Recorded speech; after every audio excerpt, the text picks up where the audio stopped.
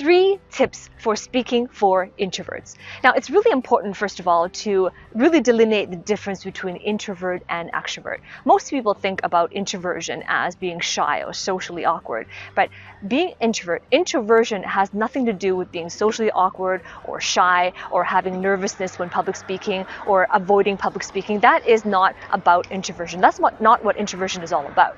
And extroversion is also not about ones who value social networking, who always meet new people, who don't feel nervous, who are louder when they speak. That is not the definition of extroversion as well. And so what I want to be able to share with you is the scientific distinction between introversion and extroversion. And it's important to have this distinction because distinction creates awareness, and when you have awareness, that is where you have the intention to be able to apply the strategies that work, the strategies that I'm about to share with you in this video, right? So introversion versus extroversion is all about the flow of energy. For introversions, the energy flows from the individual to the social event or to the social setting, right? And whereas in extroversion, the energy flows from the social event into the individual. So what happens is that for introversion, it flows from the individual to the social event, which is why when they participate in social events or social meetings, their energy becomes depleted, right? They are de-energized because the direction of flow is from the person to the environment. Whereas the opposite is true for extroversion. The energy flows from the event to them. So that's why extroverts, they tend to feel more energized after meeting with folks and meeting people in a social setting. So it's all about the flow of energy. Now note this, it's not about having more energy, because the law of physics states that energy is not created or destroyed. There is the same amount of energy. It's the same amount of energy. It is just the direction that the energy is flowing, right? So I wanted to break that myth first of all, because it is important when moving forward. I'm going to share with you in this video 3 tips on public speaking if you are an introvert. So let's go for a walk. Tip number 1, perform in the singular.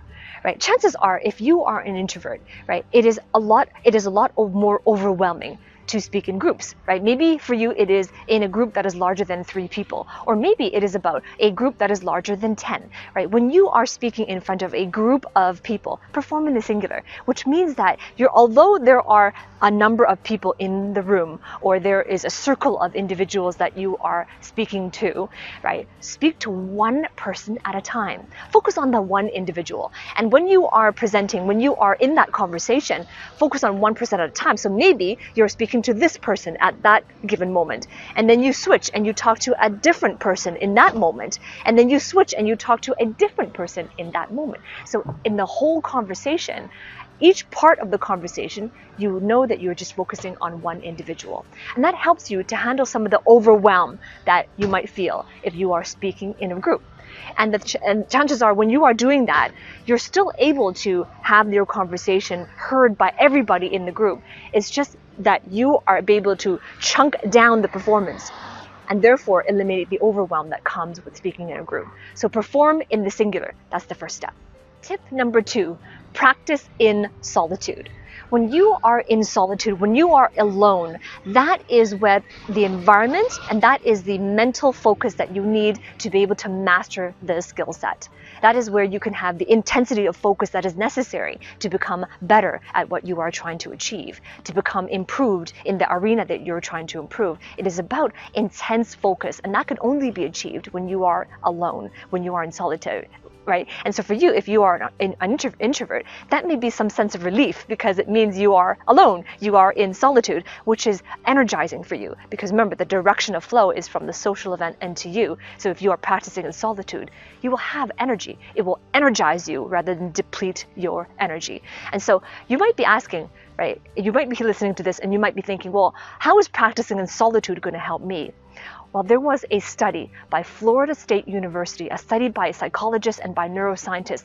They studied musicians, they studied grand chess masters, they studied athletes, they studied college students as well. And although a lot of times in those arenas, there's a lot of group work that needs to be done, learning in a group or learning in a classroom, they found in that study that when these individuals are training in solitude and they're practicing in solitude, that is what allowed them to take their performance to the next level and become world-class athletes and to become great students in college, or also to become performers in music.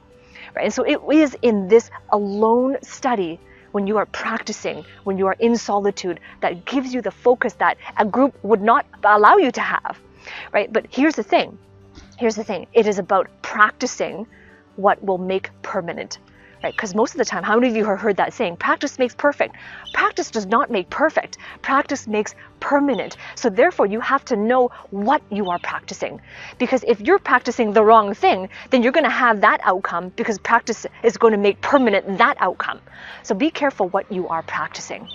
So with that said, if you want to know exactly what to practice, if you want to have the strategies and the framework on what to practice so that you can be an expert in public speaking, and you are serious about having these outcomes in your life, and you want to know, you want to have someone take you by the hand to know what to practice, then I invite you to click the link below this video in the description. There is an application for you to submit, to have professional coaching from me, to take you by the hand and give you the framework on what to practice, right? This is for you if you're serious about taking your career or your business to the next level. It's not for you if you just want to learn how to speak better in social settings, or if you just want to be more comfortable. It's not for you if it's for those. It's not for social outcome. It's for you if you want real outcomes in your career. If you want to take your career and your life to that next level, then that is for you. So I invite you, if that is you, then click the link below this video in the description, and I hope to see you on the inside. Now, stay tuned for tip number 3. Tip number 3, push for social value. You see, introversion is a personality trait which is mostly inborn, but there's also a part of it that is nurtured in us later in life. So you have this inborn trait, which is a personality trait, but there's also our personal desires in doing what matters to us and aligning with our true purpose. And you see, you can choose to satisfy your personality desires of introversion and avoiding public interactions or avoiding public speaking or the things that you need to do that are necessary to get to that next level. You can choose to satisfy the personality traits, but in doing so, it could be possible that you are denying yourself on what truly matters to you. You're denying yourself of opportunities to be able to step up into your fullest potential and make a valued contribution or a meaningful contribution that has social value to it, right? And so this is all about pushing the boundaries of what is possible, pushing the boundaries of something that you may be uncomfortable with in the beginning, but the payoff in the end for you is to be able to do what really matters to you in alignment with your true purpose. You see, in life, the essence of what we all want to achieve is true personal fulfillment. But personal fulfillment does not come with satisfying our personality desires. True fulfillment comes from 2 ingredients, and the 2 ingredients are growth and contribution. Growth is personal growth. And so being an introvert is it just is a fact. It doesn't mean there's something wrong with you. It doesn't mean that there's a disorder. It doesn't mean that you are at a disadvantage. It is just a fact. Just like extroversion is a fact, right? And so there's no need to have an emotional reaction to whether you are introverted or extroverted. But it is all about growth, right? True personal fulfillment comes when we have achieved both growth and contribution. So what are some arenas of growth that are opportunities for you to be able to do in life what you truly desire and what matters to you? And so I would say that growth comes not from only satisfying our personality desires, but also from our external desires, our intrinsic desires of wanting to be able to achieve what matters most to us and making a meaningful contribution in the world. Right? So I want to hear from you, because you see, you can watch all these YouTube videos and accumulate all this information, but information alone does not lead to transformation. Just like knowledge alone is not power, applied knowledge is power. Right? When you apply knowledge, that is the only way that you can make what you know and turn that into power. So I want to hear from you. Knowledge is power. Implied knowledge is power, sorry. So comment below. What are your key takeaways from this video? And remember to ring that bell and subscribe so you can be notified every time I release a new video.